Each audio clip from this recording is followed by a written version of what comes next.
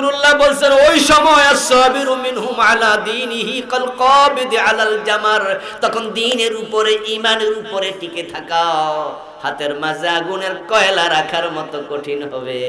প্রিয় নবীজি বলেছেন এমন এক জামানা আসবে মানুষগুলো মসজিদে জামাতের সাথে নামাজ পড়বে, কিন্তু ওই মসজিদে একটারও ঈমান থাকবে না। এখন আমাদেরকে বলছে জান্নাতে যাওয়ার জন্য রেডি হয়ে যাও, দৌড় মারো, জান্নাত প্রস্তুত। এখন ওই জান্নাতে যাওয়ার শখ আপনাদের আছে না নাই? কিন্তু শর্ত দুটা, বিনা শর্তে আল্লাহ জান্নাত দেবে না। এক নাম্বার শর্ত যারা ঈমান আনবে, দুই নাম্বার শর্ত নেক আমল করবে। এখন প্রথম শর্ত ঈমান, ঈমান, ঈমান, ঈমান নিয়ে মরতে হবে। যার ঈমান নাই তার কপালে জান্নাত। এখন তো বাংলাদেশে ঈমানওয়ালার সংখ্যা বড় কম, আমলওয়ালা এখনো অনেক আছে আলহামদুলিল্লাহ। এই যে মাহফিলের দিকে তাকান, আমরা যারা আজকে এখানে ওয়াজে আসছি, আমার মন সাক্ষী দেয় আমরা এখানে 95% এশারের নামাজ পড়ছি, ঠিক না? হয়তো 5% পড়ে নাই, হয়তো বাড়ি যেয়ে পড়বে, অথবা এমনি ফাঁকিবাজ, জাস্ট ওয়াজটা শুনি, এমন কিছু লোক আছে, আছে না? এরা আবার কালকে যদি এখানে আইয়ুব বাচ্চুর গানও হিয়ানো যাবে, কবে চলো হিডাও শুনি, এই জাতীয় ওয়াজও শোনে, সিনেমাও চায়, এমন লোক আছে কিনা? মসজিদেও যায় আবার সিনেমা হলেও যায়, দুদিল বান্দা আছে। এরকম 5% ছেড়ে দিলাম, ধরে নিলাম আমরা 95% নামাজি আলহামদুলিল্লাহ। এখানে না 95% নামাজি, কিন্তু কত পার্সেন্ট ঈমানওয়ালা সেটা আমি বলতে পারবো না, আন্দাজ করাটাও কঠিন।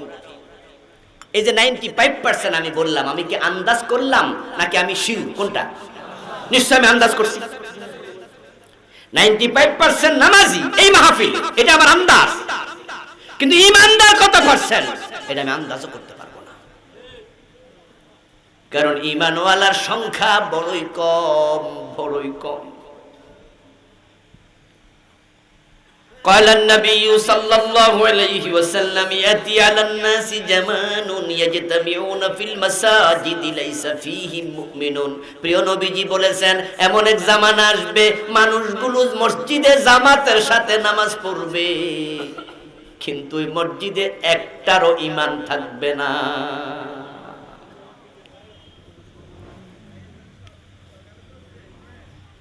قال النبي صلى الله عليه وسلم تكون بين الساعة فتن كقطع الليل المظلم يصبح فيها الرجل مؤمنا فيمسي كافرا يمسي مؤمنا فيصبح كافرا ويبيع أقوام دينهم بعرض من الدنيا।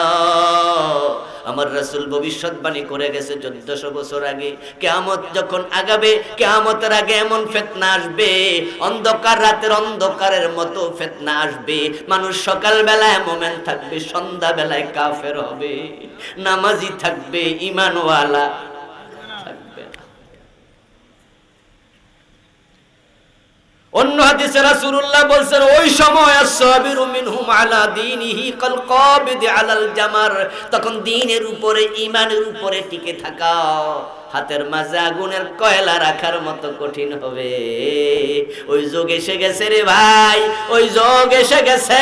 এমন মসজিদ আমি চিনি যেই মসজিদের ইমাম কাফের, মুয়াজ্জিন কাফের, মুসল্লি সবগুলা কাফের। রাসূল 1400 বছর আগে বলেছে ইমাম, মুয়াজ্জিন, মুসল্লি লাইসা ফীহিম মুমিন, একটাও মুমিন থাকবে না, সব কাফের, কিন্তু নামাজ পড়বে। ওই মসজিদ ঢাকার বকশীবাজারে আছে, কাদিয়ানীদের মসজিদ, ইমামও কাদিয়ানী, মুয়াজ্জিনও কাদিয়ানী, মুসল্লিও কাদিয়ানী, নামাজ পড়ে 5 ওয়াক্ত, একটারও ঈমান নাই।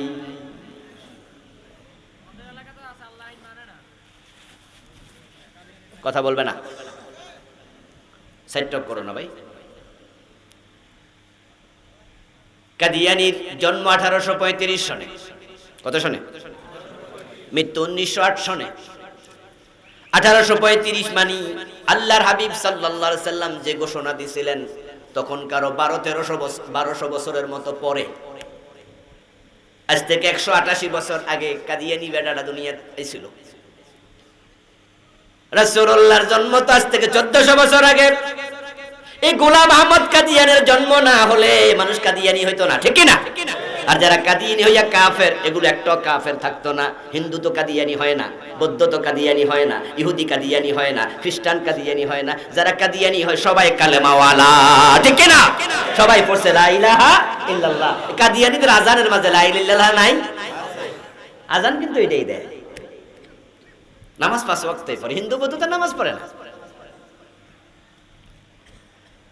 এবার বলুন তো, একটা কাদিয়ানি যে এলাকায় আছে, ওই এলাকার একটা লোক আপনাদের এখান দিয়া কোথাও বেড়াইতে যাচ্ছে, লক্ষ্মীপুর দিয়া, আসরের নামাজের টাইম হলো, মসজিদে ঢুকলো, ঢুকে আপনার পাশে দাঁড়াইলো, আপনার সাথে আসরের নামাজ পড়লো। আপনি কি জানেন হে কাদিয়ানি? রুকু আপনার মতো, সেজদা আপনার মতো, টুপি আপনার মতো, দাড়ি আপনার মতো, পায়জামা আপনার মতো, কিয়াম আপনার মতো, কুউদ আপনার মতো, কিরাত আপনার মতো, ব্রিথিং আপনার মতো, পাশে দাঁড়ায় নামাজ পড়ছে, কিন্তু লোকটা মুমিন না কাফের? চিনার কোনো আলামত? জান্নাতে যেতে হলে 1 নাম্বার সত্য ঈমান। আজকে এটার বড় দন্যতা চলছে, ঈমান বাংলাদেশে বড় কমে গেছে, কারণ কুফরি ঘাটে ঘাটে কাদিয়ানি কাফের হইছে এক জায়গায়, আরেকজন মুশরিক কাফের হইছে আরেক জায়গায়। মসজিদে গিয়া জুমার দিন আল্লাহরে সিজদা দেয়, আবার মাজারে যায় পীরের পায়ে সিজদা দেয়, এমন লোকও আছে না নাই? যে লোক মাজারে সিজদা দিল, ঈমান আছে না গেছে? এটা শিরিক না?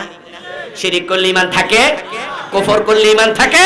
কাদিয়ানি কুফরি করেছে, কোরআন মাজিদের একটি আয়াতের সামান্য অংশ স্বীকার করেছে, ওইটা হলো খাতামান নাবিয়্যিন। পুরো আয়াত কিন্তু অস্বীকার করেনি, পুরো আয়াত স্বীকার করেনি। রাসূলকে বড় নবী মানে, বড় হাবিব, বড় রাসূল মানে, সব মানে, কিন্তু শেষ নবী শুধু খা আলিফ তা মিম, খাতাম মানে। ঈমান আছে না গেছে? জোরে বলেন, আছে না গেছে? পীরের পায়ে সিজদা দেয় বেটা, কোরআন মাজিদের একটি আয়াত অথবা একাধিক আয়াতের অংশ, ওয়াকাদা রাব্বুকা আল্লা তা'বুদু ইল্লা ইয়্যা। ইবাদত হবে শুধু কার? ইবাদত হবে কার? এখন মসজিদে গিয়ে আল্লাহর ইবাদত করলা, সিজদা দিলা, দরবারে যায় পীরকে দিলা, ইবাদত কয়জনের হলো? এই দুজনের হওয়ার নামে তো হলো শিরিক। শিরিক মানি তো অংশীদার সাব্যস্ত করা, ঠিক না? ঈমান শেষ। এবার বলুন তো, আপনার পাশে দাঁড়ায় যে লোকটা নামাজ পড়ে, এই লোকের কি কপালে লেখা আছে বেটা মাজারে সিজদা দেয়? পাঞ্জাবির কোন জায়গায় লেখা আছে? আপনার ডান পাশে দাঁড়ায় নামাজ পড়লো এমন এক লোক যে মাজারে সিজদা দেয়, ওই লোকের রুকু, সিজদা, কিরাত, কুউদ, কিয়াম, সালাত পুরাটা আপনার মতোই। লোকটা নামাজ শেষ করে চলে গেল, আপনিও চলে গেলেন, আপনি জানেনও না লোকটা মুশরিক, ঈমান নাই।